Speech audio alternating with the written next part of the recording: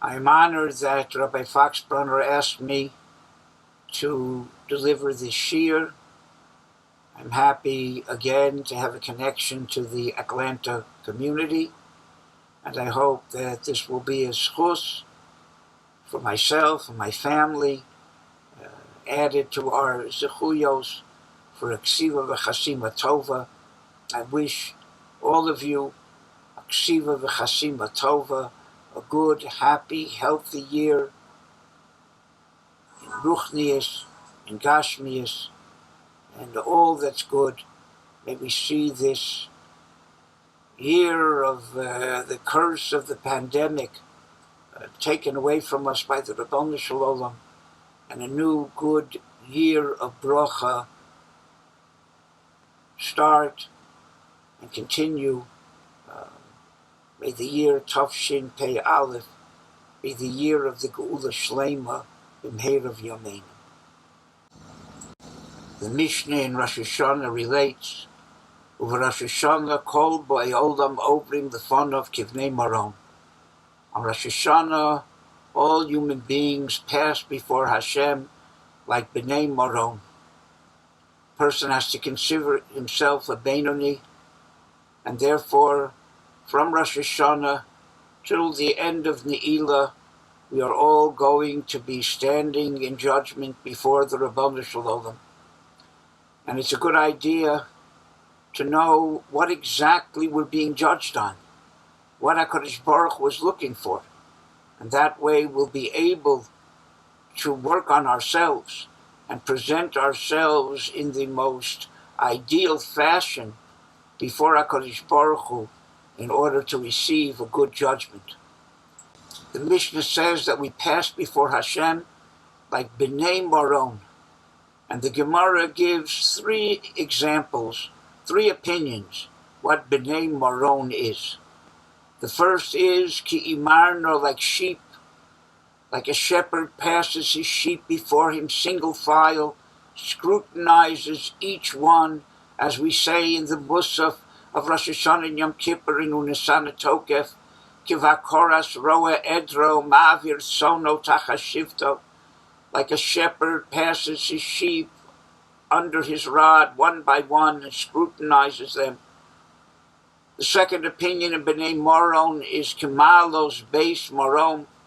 There was a staircase that went up a mountain, single file. Only one person could be on a stair at the same time. And just as those people ascend that staircase single file, that's how we pass before Hashem between Rosh Hashanah and Yom Kippur, single file, every person scrutinized individually. And the last opinion is Kechayolos Beis David, like the soldiers in David HaMelech's army, who parade before the king, single file, each one being scrutinized and being reviewed. Kehumarno de Malka. So those are the 3 metaphors of how we pass before God on Rosh Hashanah until Yom Kippur as sheep, single file before the shepherd, as climbers up the mountain on that narrow mountain pass, each person individually on each step, and like soldiers parading before the king, single file. There are many interpretations as to what these 3 metaphors represent. Let me tell you what I think. I think that there's no argument here, but each one reveals another facet of the judgment of Rosh Hashanah and Yom Kippur. The first is like sheep. What does a shepherd pass his sheep before him? He's looking for 3 things. He first wants to see if the sheep are there. Maybe one's died or run away. So he wants to count his sheep and make sure they're all there. Secondly, he wants to see, even if they're there, are they healthy? Are they blemished? Are they sick? And lastly, he wants to make sure that they all bear his brand, So in case they get lost, they'll be able to be identified as his sheep. So too in this first facet of judgment, Hashem is first going to see if we're there. Are we committed to him? Unfortunately, some people have run away in the past year, either totally or partially, not committed to all of the Taryag mitzvahs, not committed to the Ribono Shel Olam completely.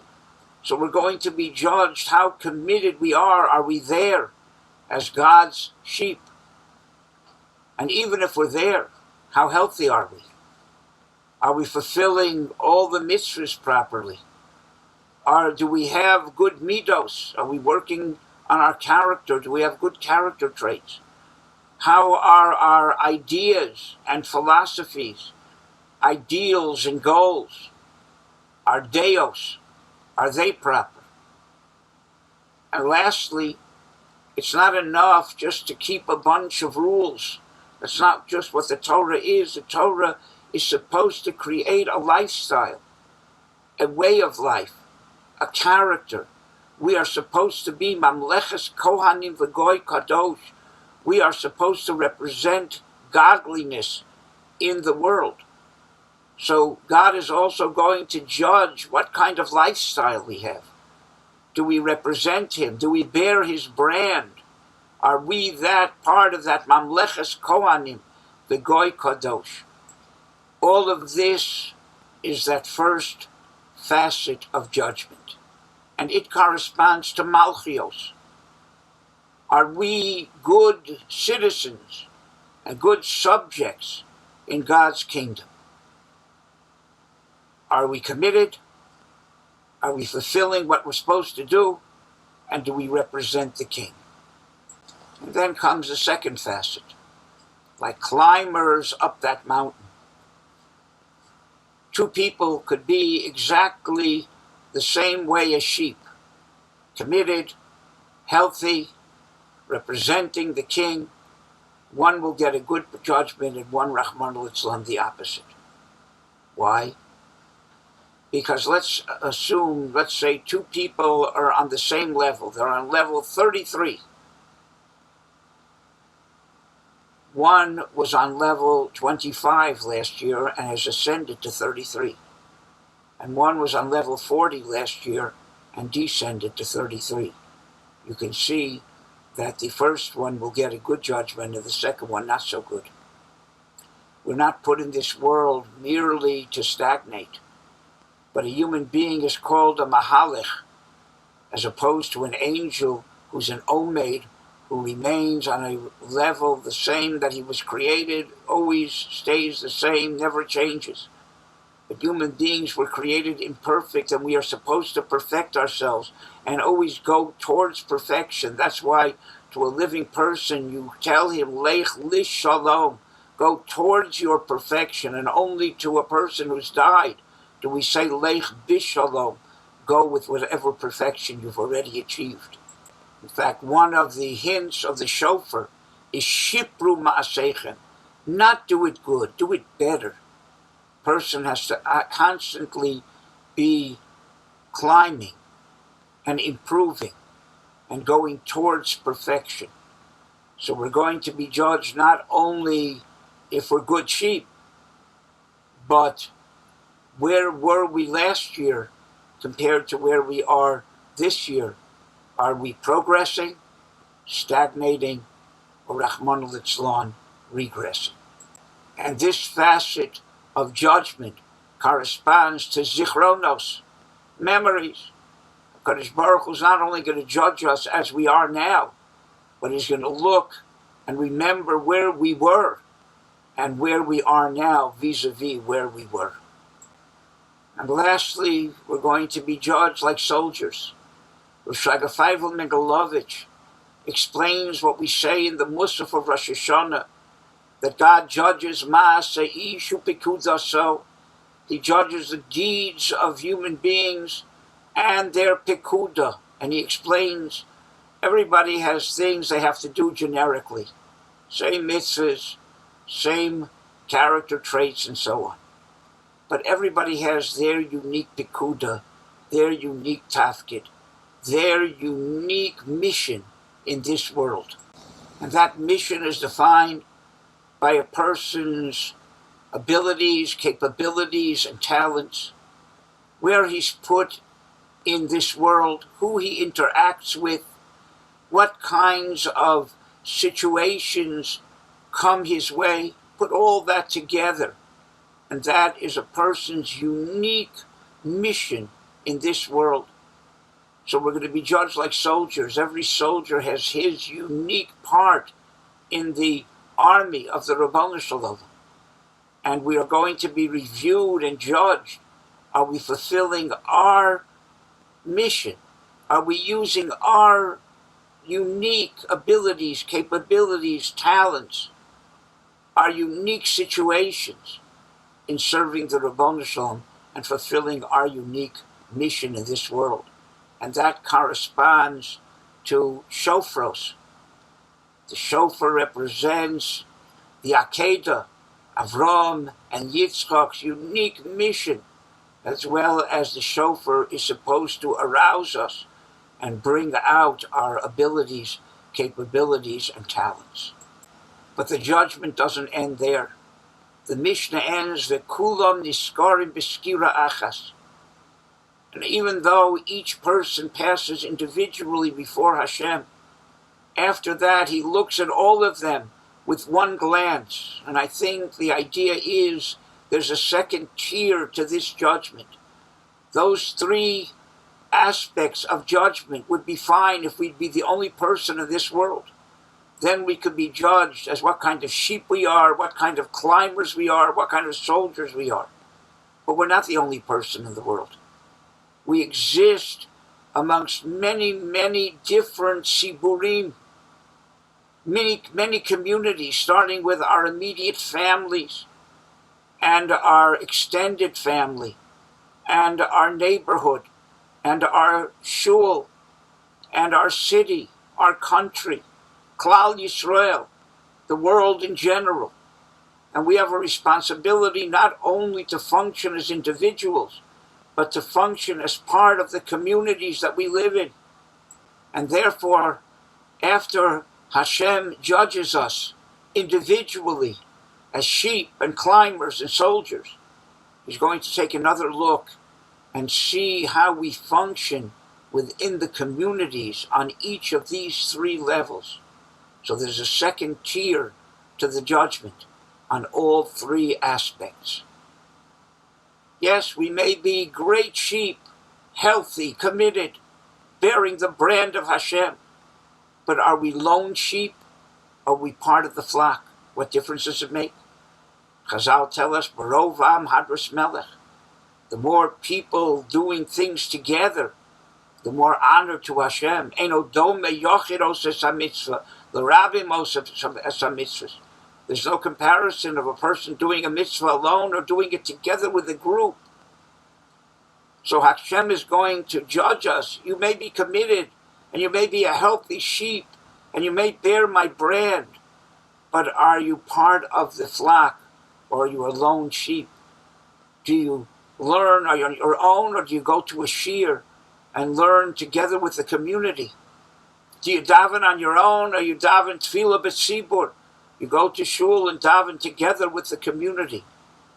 Do you do your chesed as an individual, or are you part of chesed groups that help and have a main thrust in the community? So we're going to be judged not only as sheep, but as we part of the flock. And that corresponds to the first aspect of community. There's three aspects: Kahal, Adas, Yisrael. Kahal literally means a congregation. People congregate together in order to do things as a unit, to do things with the power of the Rabbi, not just as individuals. Are you part of the Kahal? Are you part of the congregation? And then the second phase, that is the Eidah. Eidah is not necessarily people congregated together physically, but Eidah comes from Eidus. They all testify to the same ideas and ideals, and that's what unites them. Or perhaps Eidah comes from the word Yad, They have all the same destination. We're all going towards the same goals. So you may be a climber. You may have been on level number 30 and now you're on level number 40. This year you climbed 10 levels. Very nice. But how did you relate to all the other people on that staircase? The people behind you. Did you ever turn around and offer them a helping hand to be able to help them ascend just like you did? How about the people far behind you who you couldn't assist, but were you a good example to them? When they looked up at you on level 40, did they say, what a beautiful person. I wish someday I could get to level 40. Or they look up at you and say, I never want to get to level 40 if that's what you look like. And how about the people above you? The people on level 45? Did you admire them? Did you strengthen them? Or did you look at them in disgust and say, what a bunch of fanatics, and weaken them? So we're not going to be judged just as climbers, but how did you relate to all the other people climbing on that staircase, the people beneath you and the people above you? Were you part of the Ada of that group of climbers all going towards the same destination? And lastly, we could be great soldiers fulfilling our unique individual mission, but are we coordinating it with everybody else's unique mission? I'll give you an example. A person can have a part in a play and rehearse it and know it backwards and forwards and say his lines perfectly and do his little dance and his song perfectly. But if he doesn't coordinate it with the other people in the cast, he comes on the stage before he's supposed to come, says his lines perfectly, but it's not his time to be on the stage. He's not on the right part of the stage. He's not interacting with the other members of the cast he's supposed to interact with. He ruins the play. So yes, a person is going to be judged as a soldier. Are you using your unique talents, abilities, and capabilities and situations in life properly? But are you coordinating it with everyone else and doing it as part of a greater picture? And that corresponds to the concept of Yisrael. Kahal Adas Yisrael. The Zohar HaKodesh says Yisrael is an acronym. Yesh Shishim Ribui Osios LaTorah. There are 600,000 letters to the Torah. Idea being, there's 600,000 root souls of the Jewish people, 600,000 letters of the Torah. Every root soul has its letter. There's only one problem. There aren't 600,000 letters in the Torah. There's only 300,000 letters. So there are many answers to this question. But I think there's no question. It doesn't say, Yeshishim Ribui Osios BaTorah. There are 600,000 letters in the Torah. But rather, Yeshishim Ribui Osios LaTorah. There are 600,000 letters to the Torah. The Zohar says, Yisrael v'oraisa v'kudsha brichu chadu. The Jewish people and the Torah and the Rebbeinu are all one. That means the Torah of 300,000 written letters is not complete unless you add the 600,000 letters of the Jewish souls to it and make it one. And just like in the written Torah of 300,000 letters, every letter is unique because the Beis in Bereshis is not the same as the Beis in Bara. What comes before it, what comes after it is completely different. So every letter has to be perfect in its own right, but it also has to be in its right place. Before the letters that it's supposed to be before, and after the letters it's supposed to be after. And if it's not in its right place, then just like in a written Torah, if the letter's not in its right place, it invalidates the entire Torah. If you're not in your right place, you invalidate the Torah of Klal Yisrael too. So we're going to be judged. Not only are we good soldiers, but are we coordinating our mission with everyone else's mission? So in essence, we're being judged on three aspects. Are we good sheep? Are we good climbers? Are we good soldiers? But then again, on a second tier, are we sheep who are part of the flock? Are we climbers who are sensitive to those people beneath us and above us? And are we soldiers who are coordinating our mission together with everyone else, or only focusing in on our own individual mission? In this vein, we can understand what the Rambam says, that the custom of the Jewish people during Aseret Shemei Teshuva is to do extra mitzvos and be extra careful in how we perform those mitzvahs, and to give extra tzedakah and daven with extra kavanah. And then he says, and also it's the minhag to get up early in the morning and to go to shul and to say shlichos. Could be the Rambam is telling us that in order to get a good judgment, you have to work on two aspects. You have to work as an individual, your own personal mitzvahs, your own personal tefillah, your own personal tzedakah. But then there has to be something that corresponds to the judgment as part of the tzibur, as part of the community. And shlichos are something you have to say with the community. Most of the shlichos, the main parts of the shlichos, can't be said individually. We get up and we go to shul and act as a community in order to address that part of the judgment.